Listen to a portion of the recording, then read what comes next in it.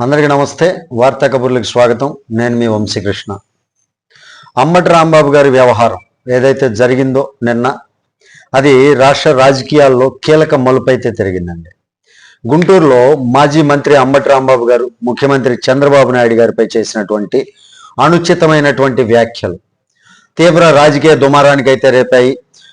చంద్రబాబు నాయుడు గారిని తిట్టారన్నటువంటి కోపంతో టీడీపీ నేతలు చాలా కోపోద్రిక్తులై అంబటి రాంబాబు గారిని టార్గెట్ చేస్తూ చాలా తీవ్ర పరిణామాలు అయితే జరిగాయండి. అంటే అంబటి రాంబాబు గారి ఇంటిపైన దాడి చేయటం, ఇవన్నీ కూడా తీవ్ర దుమారం అయితే లేపాయి, తీవ్రంగా వేగాన్ని అయితే పుంజుకున్నాయి.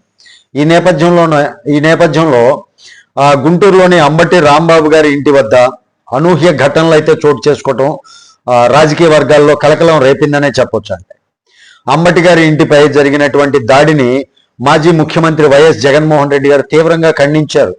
ఓకే, ఖండించారు కదా, దీనిపైన నేను నెక్స్ట్ మరొక వీడియో చెప్తాను. నేను ఖండించడం మటుకు ఓకే, కొన్ని విజువల్స్ చూపిస్తూ నేను నెక్స్ట్ వీడియో చేస్తా. జగన్మోహన్ రెడ్డి గారు ఆయన హయాంలో జరిగినటువంటి దాడుల నేపథ్యంలో ఆయన ఏం మాట్లాడారు, ఇవన్నీ కూడా మనం నెక్స్ట్ వీడియోలో తెలుసుకునే ప్రయత్నం చేద్దాం. ఇప్పుడైతే ఉన్నటువంటి విషయం ఏం జరిగింది, ఈ సంఘటన పైన జగన్మోహన్ రెడ్డి గారు ఏ విధంగా స్పందించి తమ కార్యకర్తలతో ఏ విధంగా మాట్లాడారు, ఈ అంశం మీద ఈ వీడియో అనమాట. వీడియో మీకు నచ్చితే ఖచ్చితంగా లైక్ చేయండి, ఛానల్కి సబ్స్క్రైబ్ చేసుకున్నాను కొంచెం సపోర్ట్ చేయండి. ఈ నేపథ్యంలోనే జరిగినటువంటి అంబటి రాంబాబు గారిపై ఆయన ఇంటి వద్ద జరిగినటువంటి అనూహ్య సంఘటనలు ఏవైతే ఉన్నాయో ఆ ఘటనలు చోటు చేసుకోవడం రాజకీయ వర్గాల్లో చాలా కలకలం రేపిందనే చెప్పొచ్చు అండి.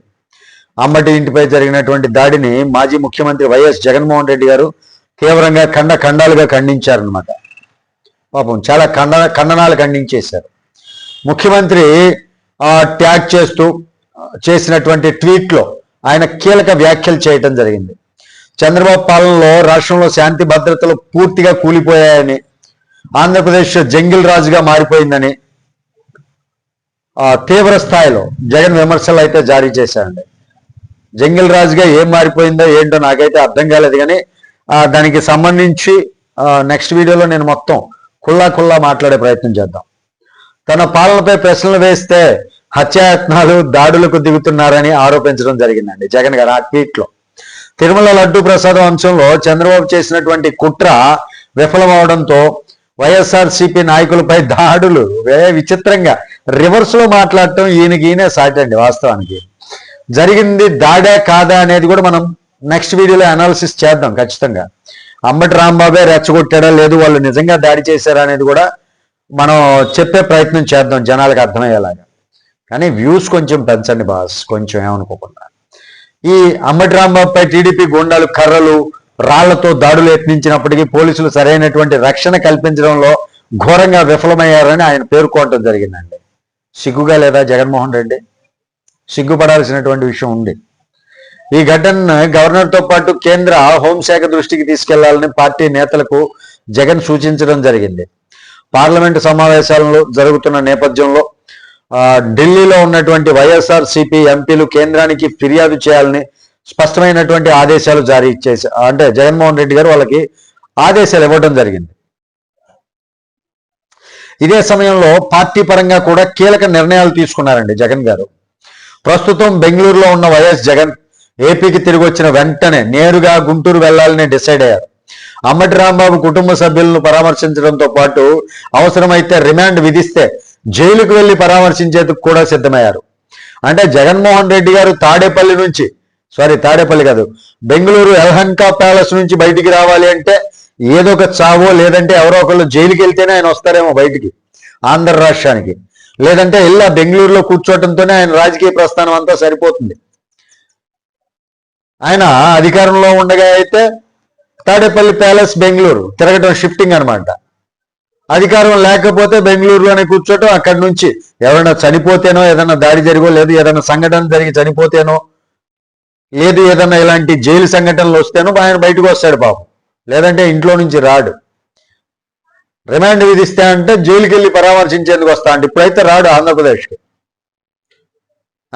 ప్రస్తుతం అంబటి రాంబాబుపై 3 కేసులు నమోదు కావడం ఈ వ్యవహారాన్ని మరింత సీరియస్ గా మార్చిందండి. ఇదే సమయంలో వైఎస్ఆర్సీపీ ముఖ్య నేతలు అంబటి కుటుంబాన్ని పరామర్శించేందుకు సిద్ధమయ్యారు.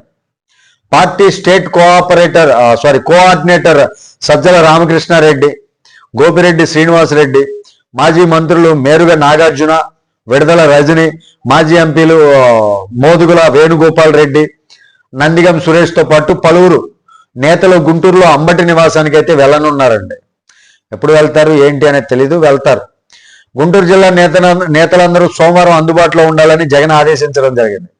అంబటి ఇంటిపై జరిగినటువంటి దాడి విషయంలో ఏ విధంగా ముందుకు వెళ్ళాలన్న దానిపై స్పష్టమైనటువంటి కార్యాచరణ, ఏ విధంగా ముందుకెళ్ళాలి, దానిపైన అవసరమైతే గొడవలు చేయాలా, లేదు అవసరమైతే ఎలాంటి చర్యలు తీసుకోవాలి, దానికి తగ్గ ప్రత్యామ్నాయంగా మనం ఎవరిపైన దాడి చేయాలి, ఇలాంటి కార్యాచరణని ఖరారు చేయనున్నట్లు పార్టీ వర్గాలు చెబుతున్నాయండి.